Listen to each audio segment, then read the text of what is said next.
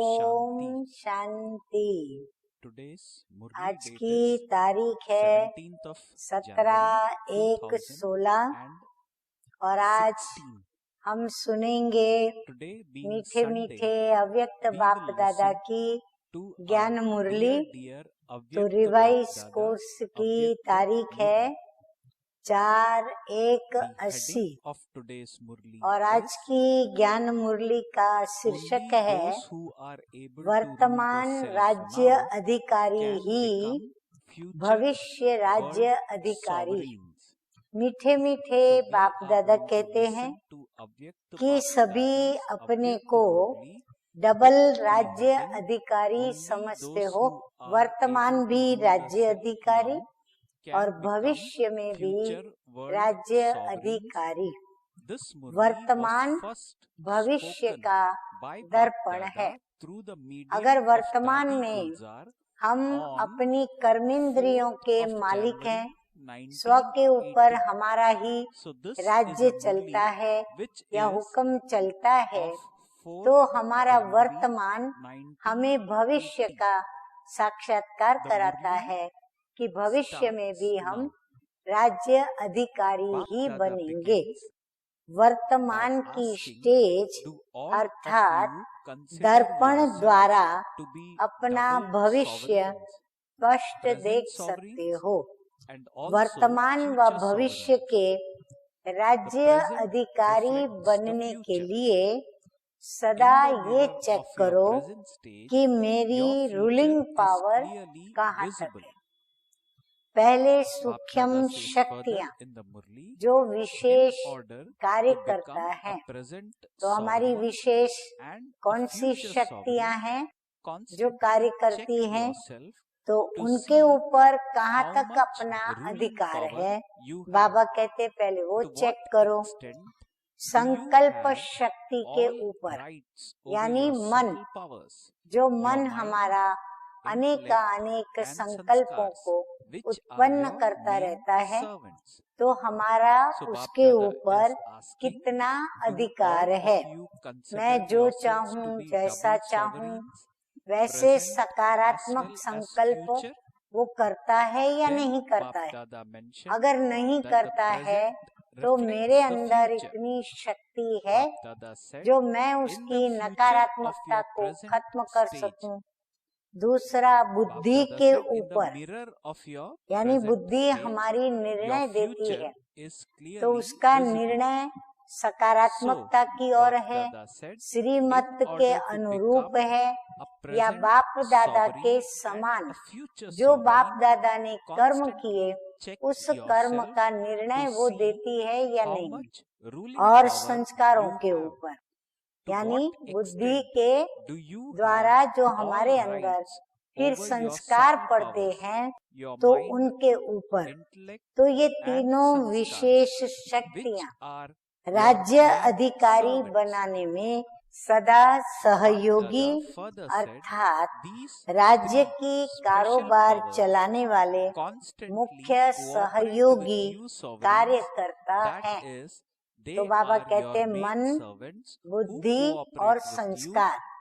तो संकल्प, निर्णय और कर्म करना, कर्म द्वारा संस्कार बनाना।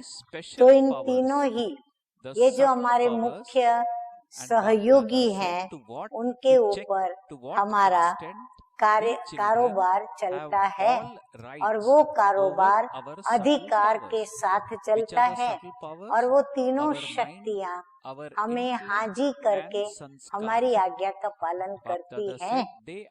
अगर ये तीनों कार्यकर्ता आप आत्मा अर्थात राज्य अधिकारी राजा के इशारे पर चलते हैं, तो सदा वह राज्य यथार्थ रीति से चलता है। जैसे बाप को भी 3 मूर्तियों द्वारा कार्य कराना पड़ता है, इसलिए त्रिमूर्ति का विशेष गायन और पूजन है। हम सभी बच्चे जानते हैं वो 3 मूर्तियाँ कौन हैं। ब्रह्मा, विष्णु और शंकर। त्रिमूर्ति शिव कहते हो, एक बाप के 3 विशेष कार्य करता है, जिन द्वारा बाप विश्व का कार्य कराते हैं। ऐसे आप आत्मा भी रचयिता हो, और ये 3 विशेष शक्तियाँ अर्थात त्रिमूर्ति शक्तियाँ आपकी विशेष कार्य करता है। आप भी इन तीनों रचना के रचयिता हो। जैसे बाप ब्रह्मा, विष्णु, शंकर के रचयिता हैं, ऐसे हम भी संकल्प शक्ति, निर्णय शक्ति और संस्कारों की शक्ति, इन तीनों के रचयिता हैं। तो चेक करो कि त्रिमूर्ति रचना आपके कंट्रोल में है। अभी हर एक अपने को चेक करेंगे। चेक करने के पश्चात मीठे मीठे बाप दादा से अवश्य ही रूरिहान करें। आगे मीठे मीठे बाप दादा कहते हैं, मन है उत्पत्ति कराने वाला, अर्थात संकल्प रचने वाला। बुद्धि है निर्णय करना, अर्थात पालना के समान कार्य करने वाली। क्योंकि निर्णय यथार्थ होगा तो कर्म हमारे यथार्थ होंगे। तो इसका मतलब क्या हुआ कि पालना के समान कार्य करने वाली। संस्कार है अच्छा व बुरा परिवर्तन कराने वाला। संस्कार के ऊपर मदार है कि हम अच्छे संस्कार वाले हैं या बुरे संस्कार। तो बुरे संस्कारों को अच्छा बनाना, ये भी संस्कार डालना पड़ता है। तो ये काम संस्कार करता है। जैसे ब्रह्मा आदि देव है, वैसे पहले आदि शक्ति है मन, अर्थात संकल्प शक्ति। आदि शक्ति यथार्थ है तो और भी कार्यकर्ता उनके साथी यथार्थ कार्य करने वाले हैं। पहले ये चेक करो कि मुझ राजा का पहला आदि कार्यकर्ता सदा समीप के साथी के समान इशारे पर चलता है, क्योंकि माया दुश्मन भी पहले इस ही आदि शक्ति को बागी अर्थात ट्रेटर बनाती है और राज्य अधिकार लेने की कोशिश करती है। अब बाबा बहुत स्पष्ट, सहज और सरलता से हम बच्चों को समझा रहे हैं कि कैसे मन है आदि शक्ति और उसके पीछे बुद्धि और संस्कारों की शक्तियाँ काम करती हैं। और यही कारण है कि पहले माया भी क्या करती है कि जो हमारी आदि शक्ति है, जो समीप की साथी है, पहले उसको इशारे पर जो सबको चलाती है, उसको पहले माया क्या करती है, बागी बनाती है, माना विरोधी बनाती है, फिर ट्रेटर बना देती है, फिर उससे राज्य अधिकार लेने की वो कोशिश करती है। इसीलिए आदि शक्ति को सदा अपने अधिकार की शक्ति के आधार पर सहयोगी और विशेष कार्यकर्ता करके चलो और चलाओ। इसीलिए बाबा कहते हैं कि मन के संकल्पों को पहले सकारात्मक बनाओ, मन के संकल्पों में दृढ़ता लाओ, मन को प्रभु की लगन में मगन करो, ताकि वो शक्तिशाली बने और शक्तिशाली बनकर उसके आधार पर जो सहयोगी कार्यकर्ता हैं, बुद्धि और संस्कार, वह भी अच्छी तरह से चले और मन भी उनको चला सके। जैसे राजा स्वयं कोई कार्य नहीं करता, कराता है, तो आत्मा मालिक है। आत्मा फिर इन तीनों के द्वारा कार्य कराती है। कराने वाले राज्य कारोबारी अलग होते हैं, मालिक अलग होता है, कारोबारी अलग होते हैं। अगर राज्य कारोबारी ठीक नहीं होते तो राज्य डगमग हो जाता है। ऐसे आत्मा भी करावनहार है, करनहार। ये विशेष त्रिमूर्ति शक्तियां हैं। पहले इनके ऊपर रूलिंग पावर है, तो ये साकार कर्मेंद्रियां उनके आधार पर स्वतः ही सही रास्ते पर चलेंगी। बाबा कहते हैं पहले अपनी रूलिंग पावर किसके पास होनी चाहिए? मन के पास। अगर मन के पास रूलिंग पावर है तो कर्मेंद्रियां भी ऑटोमेटिकली साथी कार्यकर्ता के कहने पर स्वतः ही सही रास्ते पर बाबा कहते हैं चलेंगी। कर्मेंद्रियों को चलाने वाली भी विशेष ये तीन शक्तियां हैं। अब रूलिंग पावर कहाँ तक आई है ये चेक करो। आगे मीठे मीठे सर्वशक्तिमान बाप दादा कहते हैं जैसे डबल विदेशी हो वैसे डबल रूलर्स भी हो। हर एक का राज्य कारोबार अर्थात स्वराज्य ठीक चल रहा है।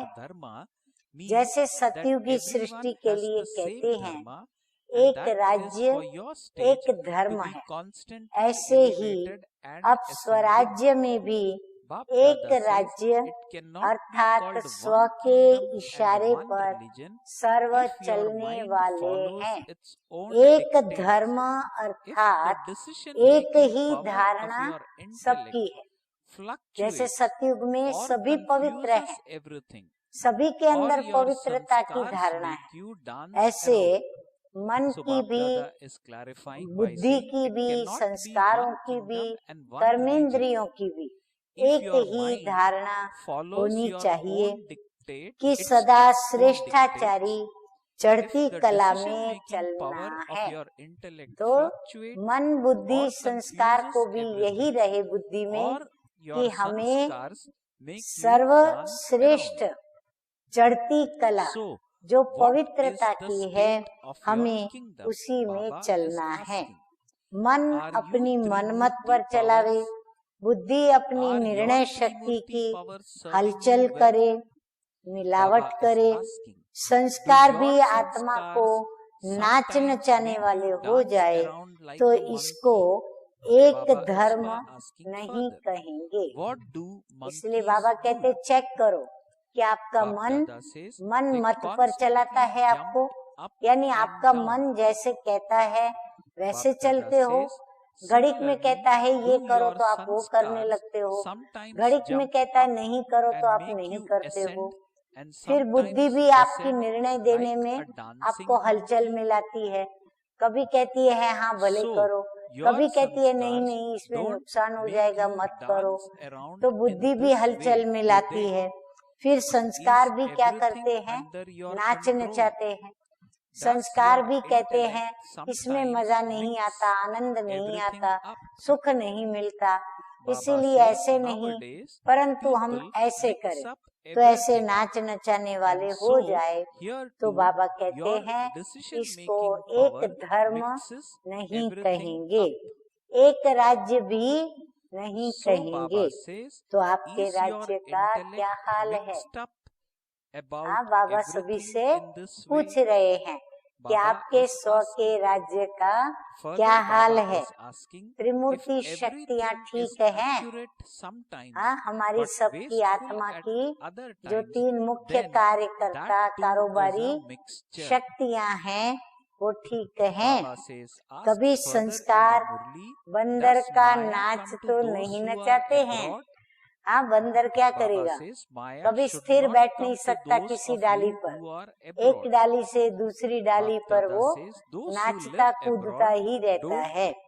तो कहीं बंदर की मिसल वो संस्कार नचाते तो नहीं। बंदर क्या करता है, नीचे ऊपर छलांग मारता है ना।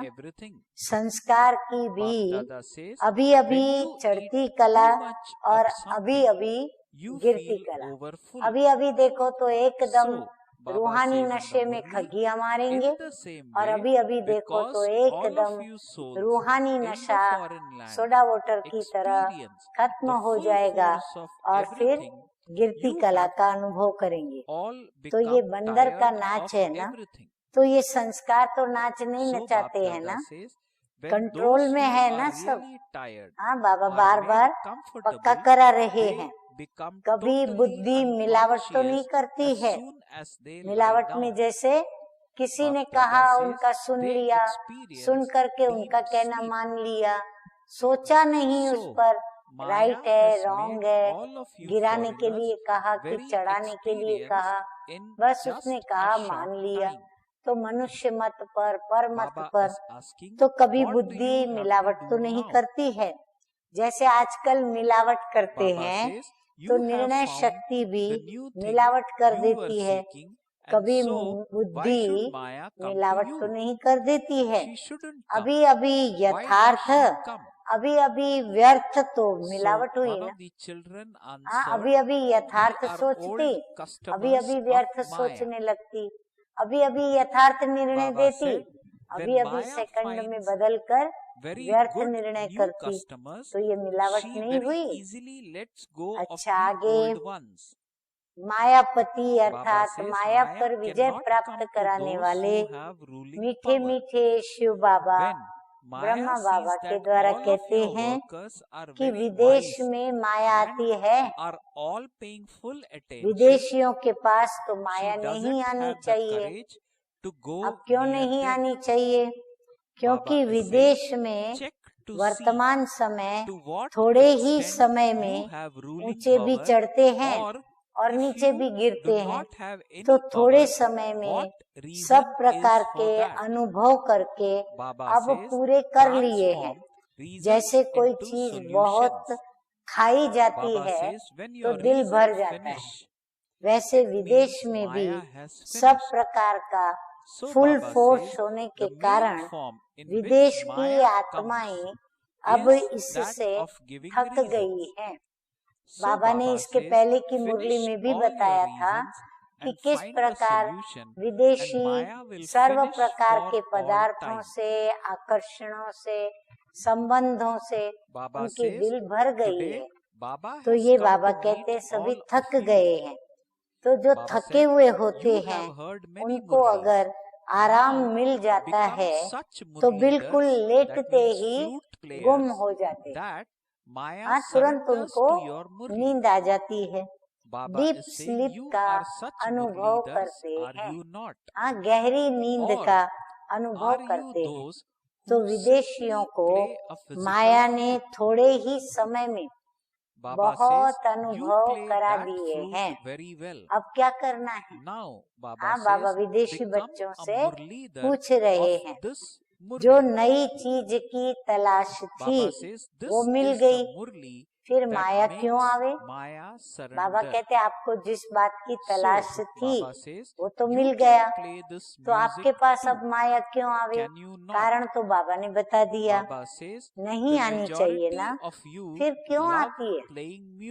बाबा कहते हैं फिर आती क्यों है? माया के पुराने ग्राहक है। किसी ने जवाब दिया कि हम माया के पुराने ग्राहक हैं।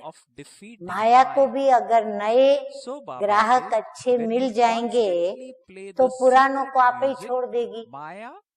माया को भी अगर नए नए ग्राहक मिलेंगे तो वो पुरानों को आप ही छोड़ेगी। तो रूलिंग पावर के पास माया आ नहीं सकती। तो रूलिंग पावर यूज करके आप नए ग्राहक बन जाओ। आप उसके पास मत जाओ, दूसरे दुकान जो बाबा ने खोली है आप उनके काम करो। आप अपने कार्यकर्ताओं से आप सहयोग लेकर के वो कार्य करो, तो फिर माया आ नहीं सकती। माया जहाँ देखती है कि कार्यकर्ता सब होशियार हैं, अटेंशन में है, तो वहाँ हिम्मत नहीं रख सकती। रूलिंग पावर कहाँ तक है? उसकी चेकिंग करो, और अगर पावर नहीं है तो उसका कारण क्या है? कारण को निवारण के रूप में परिवर्तित करो। जो कारण मालूम पड़ता है ना, उसी कारण को मिटाना, वही तो निवारण होता है। इसीलिए कारण को निवारण के रूप में परिवर्तन करो। कारण खत्म हो जाना अर्थात माया खत्म हो गई। माया का मुख्य स्वरूप कारण के रूप में आता है। हाँ, किसी को भी अगर कहो कि तुमने ये काम क्यों नहीं किया, तुमने इसमें विजय क्यों नहीं प्राप्त की, तुम इसमें आगे क्यों नहीं बढ़े, तो तुरंत वो क्या करेंगे? स्वयं को निर्दोष साबित करेंगे और कारण बताते चले जाएंगे। समय नहीं मिला, फलानी व्यक्ति नहीं मिली, अगर वो हमको मिल जाते, अगर ये साधन होता तो हम शायद पास हो जाते। तो कारण से क्या होता है? बहाने बनाना शुरू करते हैं। तो कारण को निवारण के रूप में कर लो तो माया सदा के लिए समाप्त हो जाएगी। अब आगे मीठे मीठे बाप दादा परम शिक्षक के रूप में शिक्षा देते हुए कहते हैं कि आज तो मिलने आए हैं, परंतु परम शिक्षक भी हैं।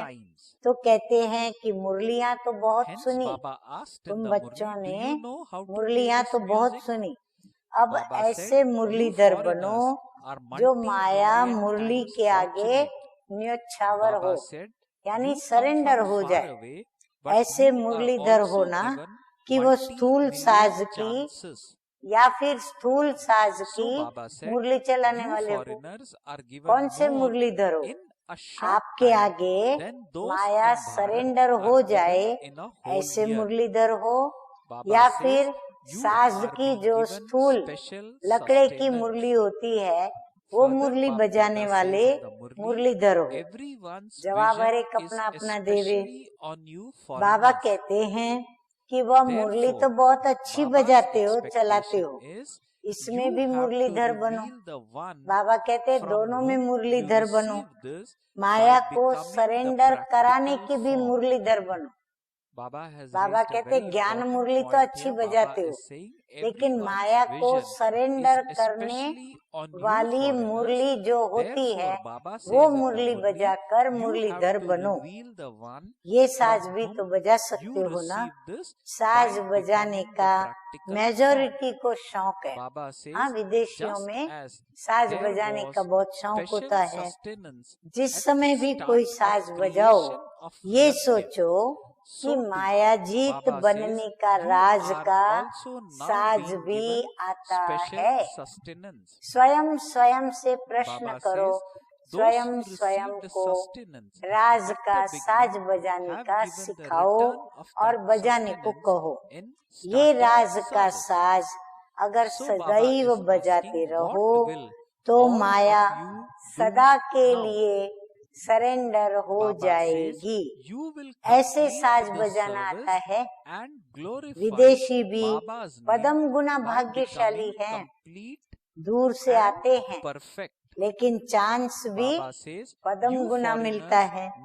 जितना देश वाले वर्ष में लेते हैं उससे ज्यादा विदेशियों को थोड़े समय में प्राप्त होता है।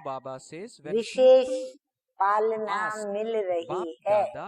हाँ, बाप दादा की भी विशेष पालना, तो सारे ईश्वरीय परिवार की भी विशेष पालना विदेशियों को मिलती है।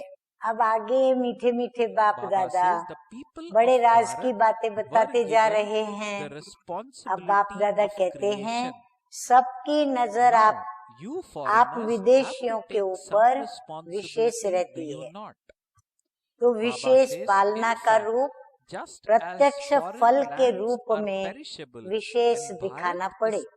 जैसे स्थापना में विशेष पालना चली, वैसे आप भी आप लोगों की विशेष पालना चल रही है।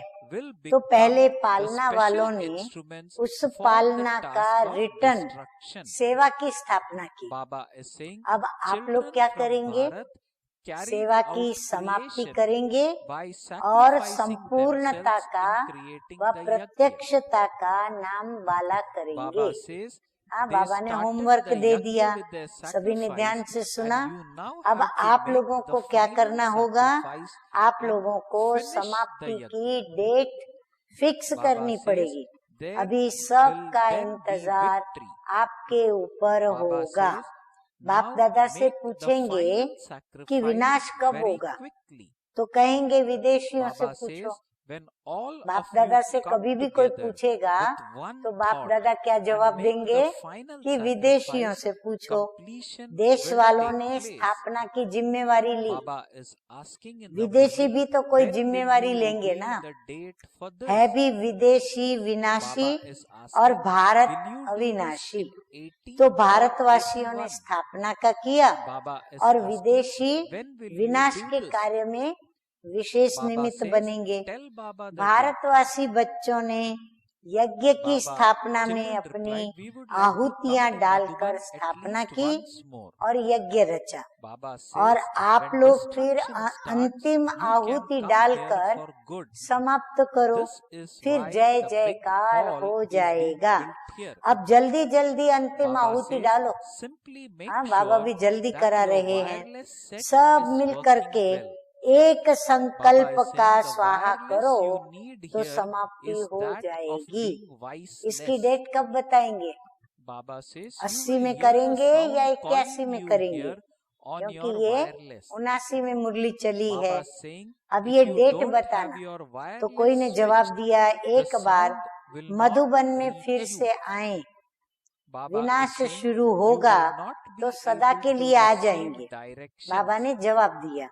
इसीलिए यहाँ बड़ा हॉल भी बना रहे हैं। सिर्फ वायरलेस का सेट अपना ठीक रखना। हाँ, बुद्धि रूपी वायरलेस का सेट अपना ठीक रखना। यहाँ की वायरलेस है, वॉइसलेस की वायरलेस। तो वायरलेस द्वारा आवाज आपको पहुँच जाएगी कि आप आ जाओ। अंदर में आएगा। अगर वायरलेस सेट ठीक नहीं होगा तो आवाज भी पहुंच नहीं सकेगा, डायरेक्शन भी नहीं मिल सकेगा, स्थूल साधन के द्वारा भी आवाज नहीं आएगा। वॉइसलेस बुद्धि ही ये अंतिम डायरेक्शन कैच कर सकेगी। पक्का किया सभी ने? वॉइसलेस बुद्धि ही अंतिम डायरेक्शन बाप दादा के कैच कर सकेगी। इसलिए जल्दी जल्दी करेंगे तो जल्दी समय आ जाएगा। तो पहले तो पावरफुल माइक तैयार करो, जिस माइक द्वारा आवाज भारत में पहुंचे, और फिर जैसे उनका इलेक्शन होता है तो एक दिन पहले एडवर्टाइजमेंट के साधन सब बंद कर देते हैं। पीछे वोटिंग होती है तो पहले तो माइक द्वारा आवाज फैलाओ, फिर वो भी साइलेंस हो जाएगी, फिर रिजल्ट आउट होगी।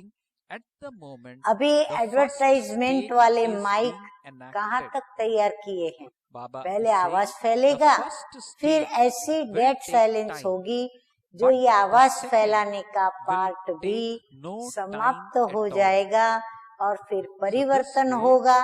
अभी तो पहली स्टेज चल रही है ना, तो पहली स्टेज में टाइम लगेगा, दूसरी में टाइम नहीं लगेगा। अच्छा, मीठे मीठे सिखिलदे बच्चों प्रति मात पिता बाप दादा का याद प्यार और गुड मॉर्निंग। रूहानी बाप की रूहानी बच्चों को नमस्ते। हम रूहानी बच्चों का रूहानी बाप दादा को याद प्यार, गुड मॉर्निंग और नमस्ते नमस्ते। वरदान है आज का निमित्तपन की स्मृति द्वारा अपने हर संकल्प पर अटेंशन रखने वाले निवारण स्वरूप भव। निमित्त बनी हुई आत्माओं पर सभी की नजर होती है, इसलिए निमित्त बनने वालों को विशेष अपने संकल्पों के ऊपर अटेंशन रखना पड़े। अगर निमित्त बने हुए बच्चे भी कोई कारण सुनाते हैं तो उनको फॉलो करने वाले भी अनेक कारण सुना देते हैं। अगर निमित्त बनने वालों में कोई कमी है तो वो छिप नहीं सकती, इसलिए विशेष अपने संकल्प, वाणी और कर्म पर अटेंशन दे, निवारण स्वरूप बनो। तो निमित्त तो हम हर बच्चे हैं। कोई ऐसा न समझे कि सिर्फ टीचर्स ही निमित्त हैं। बाबा ने सभी को निमित्त बनाया है। स्लोगन आज का, ज्ञानी तू आत्मा वह है, ज्ञानी तू आत्मा वह है कौन जिसमें अपने गुण व विशेषताओं का भी अभिमान न हो। ब्रह्मा बाप समान स्थिति का क्या अनुभव करे। तो जैसे ब्रह्मा बाप का पहला गीत था, कौन सा गीत था पहला गीत? पाना था वो पा लिया, काम बाकी क्या रहा। ऐसे आप बच्चों के चेहरे पर पा लिया इस खुशी की चमक दिखाई दे। चेहरा खुश्क नहीं, खुशी का दिखाई दे, तब कहेंगे भरपूर व संपन्न आत्मा। अच्छा, ओम शांति।